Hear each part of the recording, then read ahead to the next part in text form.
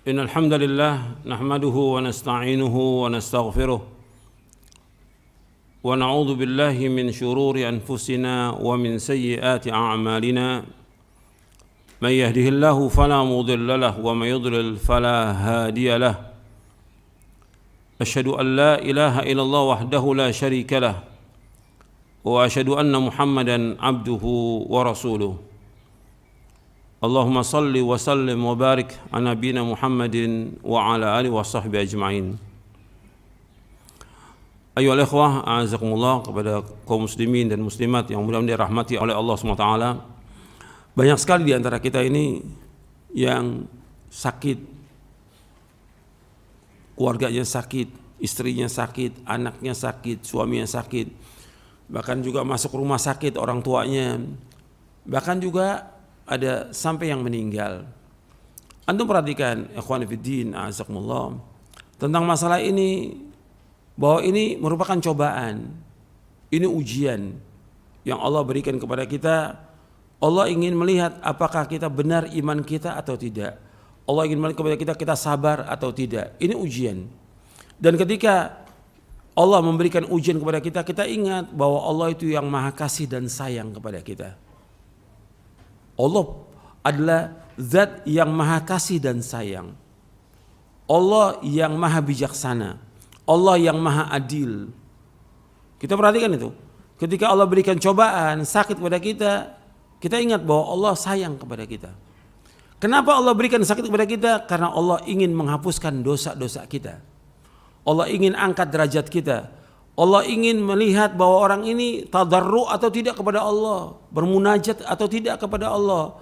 Allah ingin melihat kita, betul-betul enggak kita ini minta kepada Allah, memelas kepada Allah.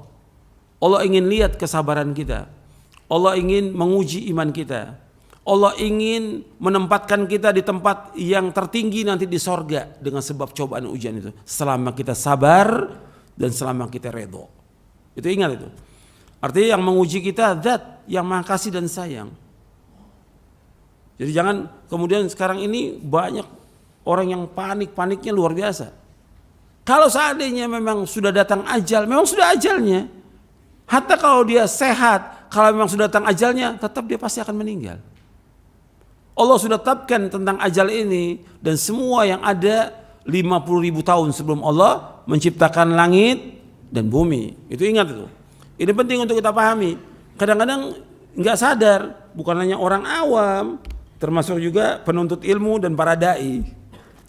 Begitu kena sakit, mungkin nggak saya sembuh ya? Pertanyaannya, mungkin nggak saya sembuh?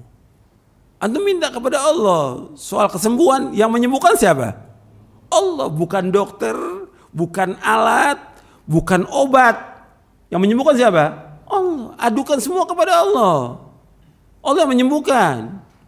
Dokter nggak punya apa-apa. Apa dokter bisa memanjangkan ajal orang? Nggak mungkin.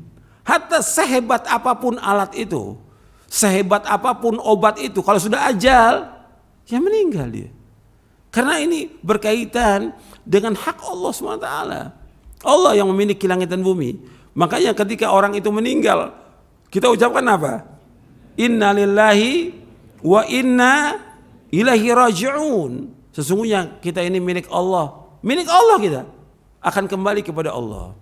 Ketika begitu terjadi dari orang tua kita meninggal, atau seorang suami meninggal, istri meninggal, atau anak meninggal, kita ucapkan innalillahi wa inna ilaihi raji'un. Allahumma ajurni fi musibati wa akhlif li khairan minha. Ya Allah, berikanlah ganjaran pada musibahku dan gantikan yang lebih baik. Antum perhatikan, saya akan bacakan dari buku Hikmah di Balik Musibah. Jadi orang yang tertimpa musibah dan penyakit, ini harus kita ingat bahwa antum bisa merasakan manfaat. Kata Imam Ibnu Qayyim rahimahullah, ini saya bawakan dalam buku Hikmah di Balik Musibah di halaman 33. Kata Imam Ibnu Qayyim rahimahullah, kalau tidak karena cobaan dan musibah dunia, cobaan, musibah, penyakit atau yang lainnya, niscaya manusia terkena penyakit kesombongan. Kalau nggak dikasih sakit, dia akan sombong. Dikasih sakit, cobaan, ujian, kefakiran, susah dan yang lainnya. Supaya apa? supaya dia tidak terkena penyakit kesombongan, penyakit ujub, bangga diri, dan kerasnya hati. Padahal sifat-sifat ini merupakan sebab kehancuran baginya di dunia maupun di akhirat. Di antara rahmat Allah yang maha kasih dan sayang, kadang manusia tertimpa musibah yang menjadi pelindung baginya dari penyakit-penyakit hati dan menjaga kemurnian ibadah dia kepada Allah, serta mengeluarkan dia dari materi-materi yang rusak, yang jelek dan membinasakan. Maha suci Allah yang maha kasih dan sayang kepada manusia dengan cobaan dan ujian ini. Ini dalam kitab Zadul Ma'ad fi Hadi Khairul Ibad di juz yang keempat. Perhatikan, itu hikmah diantaranya bahwa dengan Allah memberikan cobaan, ujian, penyakit, hilang tuh sifat sombong, sifat keras hati, sifat ujub, sifat yang lainnya. Yang kalau sifat ini tetap ada, maka akan menghalangi dia untuk masuk surga. Terhalang dia masuk surga. Maka Allah berikan penyakit ini supaya hilang sifat-sifat itu. Supaya hilang sifat-sifat itu. Ini sayangnya Allah kepada kita. Kemudian juga yang antum perlu ingat bahwasanya musibah, petaka, cobaan, penyakit, dan apa yang terjadi semua Allah takdirkan. Gak akan mengenai kita kecuali apa yang Allah sudah takdirkan. Itu perhatikan itu. Dan Allah menyebutkan dalam surah Al-Hadid ayat 22, ayat 23, ma asaba min musibatin fil ardi wala fi anfusikum illa fi kitabi min qabli an nabra'aha inna dzalika 'ala Allah yasir likay la ta'sau 'ala ma fatakum wa la tafrahu bima atakum wallahu la yuhibbu kulla mukhtalin fakhur. Setiap bencana yang menimpa kalian setiap bencana menimpa di bumi dan yang menimpa diri kalian semuanya telah tertulis dalam Lauh Mahfuz sebelum kami menciptakannya. Sungguh yang demikian mudah bagi Allah agar kalian tidak bersedih hati terhadap apa yang luput dari kalian dan tidak pula terlalu bergembira terhadap apa yang diberikan Allah kepada kalian, dan Allah tidak menyukai setiap orang yang sombong dan membanggakan diri. Semua berjalan dengan takdir Allah. Ada penyakit yang berbahaya, ada yang lainnya. Semua Allah sudah takdirkan 50.000 tahun sebelum Allah menciptakan langit dan bumi. Maka kewajiban kita ketika kena musibah itu, kita sabar dan ridho. Semua berjalan dengan izin Allah. Ma asaba min musibatin illa bi idznillah wa man yu'min billahi yahdi qalbahu wallahu bikulli syai'in alim. Tidak ada satu musibah yang menimpa seorang kecuali dengan izin Allah, dan barang siapa yang beriman kepada Allah, niscaya Allah akan memberi petunjuk kepada hatinya, dan Allah Maha mengetahui segala sesuatu. Surah At-Taghabun ayat 11. Artinya kalau kita tertimpa musibah, kita redho dan kita sabar. Perhatikan tuh. Dan Allah sudah menetapkan demikian. Dan yang perlu kita ingat bahwa musibah yang menimpa kita, penyakit yang menimpa kita, bahkan kematian, ini antum perhatikan bahwa Allah sayang kepada kita. Allah sayang. Dan ini semua milik Allah. Ketika Allah berikan ujian itu, karena Allah sangat sayang kepada kita. Jadi Allah itu sayang kepada kita. Semua perbuatan Allah itu semuanya indah. Nggak ada yang tidak indah. Semua perbuatan Allah. Nabi bersabda SAW, Inna Allah ta'ala jamilun yuhibbul jamal. Allah itu indah dan Allah menyukai keindahan. Dan Allah sangat sayang kepada makhluknya daripada orang itu kepada dirinya. Dari Umar bin Khattab radhiyallahu anhu yang berkata, tatkala ada sekumpulan orang mendatangi Nabi SAW, maka ada seorang wanita di antara mereka yang apabila melihat anak kecil ia mengambilnya, dia menempelkan ke perutnya dan menyusuinya. Lalu beliau SAW bersabda, bagaimana pendapat kalian? Apakah mungkin wanita ini akan melemparkan anaknya ke dalam api? Para sahabat menjawab, tidak, selama dia mampu untuk tidak melakukannya.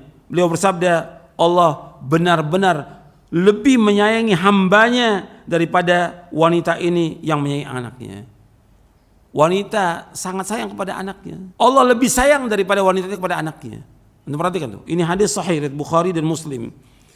Jadi Allah sangat sayang ketika Allah memberikan penyakit kepada kita, atau istri, atau suami, atau anak, atau orang tua. Allah sayang. Bahkan ketika Allah mencabut nyawanya, Allah sayang kepada dia. Anda perhatikan itu. Jadi jangan kita suudzon kepada Allah, kita husnudzon kepada Allah. Karena ajal maktub, sebagaimana rezeki juga maktub.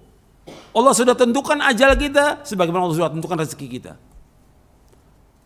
Kita harus redha dan husnudzon kepada Allah. Sedih wajar sebagai manusia sedih. Sedih wajar. Menangis wajar, kata Nabi menangis dan sedih ketika cucunya meninggal. Tapi kemudian tidak mengucapkan kalimat-kalimat yang mengingkari takdir Allah, tidak boleh. Gitu. Gak boleh. Kita harus sabar dan redha. Gitu.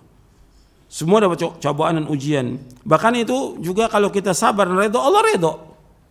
Nabi bersabda SAW, inna idhamal jaza ma'idhamil bala wa inna Allah idha habba qawman ibtalahum faman radhiya falahu ridha wa man sakhita falahu sakhat. Sesungguhnya kata Nabi SAW, Rasulullah SAW bersabda, sesungguhnya besarnya pahala itu tergantung besarnya ujian. Besarnya pahala tergantung besarnya ujian. Dan sesungguhnya jika Allah menyukai satu kaum, maka Allah akan menguji mereka. Barang siapa yang ridha, maka baginya keridhaan, dan barang siapa yang murka, maka baginya kemurkaan. Hadis ini hasan, diriwayatkan oleh Imam Tirmidzi dan Ibnu Majah dari sahabat Anas bin Malik. Lafaz ini lafaz Tirmidzi dan Syekh Albani menghasankan dalam silsilah hadis as-sahih di juz yang pertama. Dan yang perlu kita ingat bahwa Allah ketika menguji kita karena Allah ingin kebaikan kepada kita. Nabi bersabda sallallahu alaihi wasallam, man yuridillahu bi khairan yusib minhu. Barang siapa yang dikehendaki Allah kebaikan pada dirinya, maka Allah akan berikan cobaan kepadanya. Jadi Allah kalau menghendaki kebaikan kepada seorang, diberikan cobaan. Hadis ini sahih riwayat Bukhari. Dan Allah menjanjikan sorga bagi orang-orang yang sabar dan redha dalam menghadapi cobaan dan ujian. Kemudian ikhwani fiddin azakumullah, yang harus kita ingat bahwasanya yang bisa menghilangkan wabah ini hanya Allah. Yang bisa menghilangkan penyakit kita hanya Allah, bukan dokter, bukan obat, bukan vaksin, bukan yang lainnya. Itu harus ingat tuh. Jangan kita bergantung kepada obat. Tetap kita syariat dijalankan. Kita harus berobat. Kita minum obat, tetap. Tapi ingat, yang bisa menyembuhkan bukan obat, bukan dokter, bukan vaksin, bukan yang siapa yang menyembuhkan? Allah SWT. Itu harus kita ingat. Ini berkaitan dengan masalah iman, masalah tauhid kita kepada Allah. Gak ada yang bisa menghilangkan musibah, penyakit, wabah kecuali hanya Allah. Gak bisa yang menyembuhkan kecuali hanya Allah. Itu ingat tuh. Allah menyebutkan dalam surah Yunus di ayat 107, wa yamsaskallahu bidurrin fala kashifa lahu illa hu wa yuridka bi khairin fala radda li fadlihi yusibu biman yasha min ibadi wa huwal ghafurur rahim. Dan jika Allah menimpakan satu bencana kepadamu, maka tidak ada yang dapat menghilangkan kecuali hanya Allah. Dan jika Allah menghendaki kebaikan bagi kalian, maka tidak ada yang dapat menolak karunia-Nya. Allah memberikan kebaikan kepada siapa yang Allah kehendaki di antara hamba-hambanya, dan Allah Maha Pengampun dan Allah itu Maha Penyayang. Allah juga berfirman dalam surah Al-An'am ayat 17, wa yamsaskallahu bidurrin fala kashifa lahu illa hu wa yamsaska bi khairin fa huwa ala kulli syai'in qadir. Dan jika Allah menimpakan satu bencana kepadamu, tidak ada yang dapat menghilangkannya kecuali hanya Allah. Dan jika Allah mendatangkan kebaikan kepada kamu, maka Allah Maha Kuasa atas segala sesuatu. Allah juga berfirman mengisahkan Nabi Ibrahim alaihi salatu wassalam, wa idza maridtu fahuwa yashfin. Apabila aku sakit, dan Allah yang menyembuhkan aku.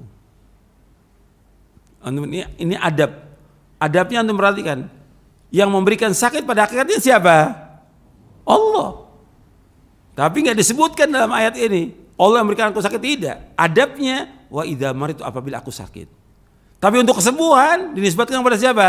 Allah. Itu perhatikan, ini adab kepada Allah Taala. Wa idza maridtu fa huwa yashfin, apabila aku sakit.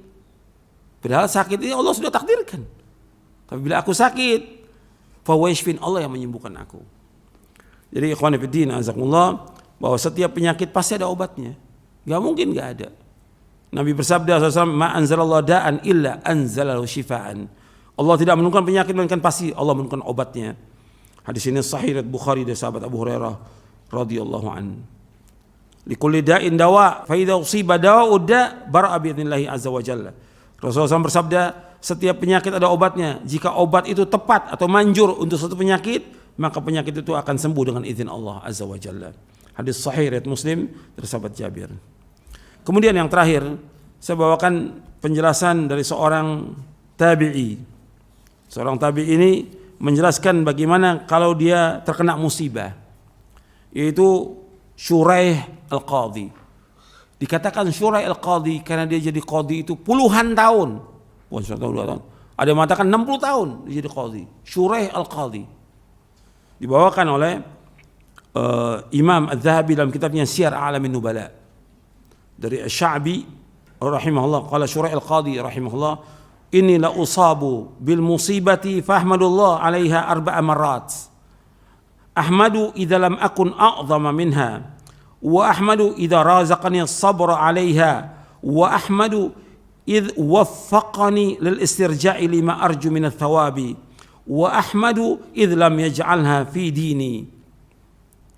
Kata Syuraih al-Qadhi, Syuraih al-Qadhi ini dia hidup masuk Islam di zaman Nabi, tapi enggak bertemu dengan Nabi SAW.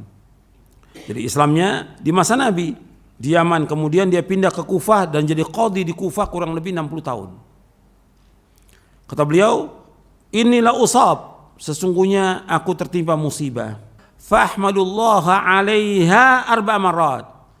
Maka aku memuji Allah 4 kali. Jadi kalau kita kena musibah, memuji Allah 4 kali. Yang pertama, ahmadu idlam akun a'zama minha. Yang pertama, aku muji Allah karena aku tidak ditimpa musibah yang lebih besar. Musibah yang kita ini kalau dibandingkan yang lain masih lebih besar yang lain. Kita ini masih kecil musibah kita. Jadi ketika kita kena musibah, kita memuji Allah karena aku tidak ditimpa musibah yang lebih besar. Yang kedua, wa ahmadu id razaqani as-sabra 'alaiha. Yang kedua, aku muji Allah karena aku dikaruniakan Allah kesabaran dalam menghadapi musibah tersebut. Yang ketiga, wa ahmadu id wafaqani lil istirja lima arju min ats-tsawab. Yang ketiga, aku memuji Allah karena dengan musibah itu aku dapat istirja, mengucapkan inna lillahi wa inna ilaihi raji'un, sehingga aku mengharapkan pahala karenanya. Jadi kalau diuji oleh Allah dengan kematian, ya memuji Allah karena aku dapat mengucapkan kalimat ini. Dan di antara tambahan dalam riwayat Muslim, Allah majurni fi musibati wa akhlif li khairan minha. Ya Allah, berikanlah ganjaran pada musibahku dan gantikan yang lebih baik daripadanya. Kemudian yang keempat, wa ahmadu idlam yaj'alna fi dini. Dan aku muji Allah karena musibah tidak menimpa aku dalam agamaku.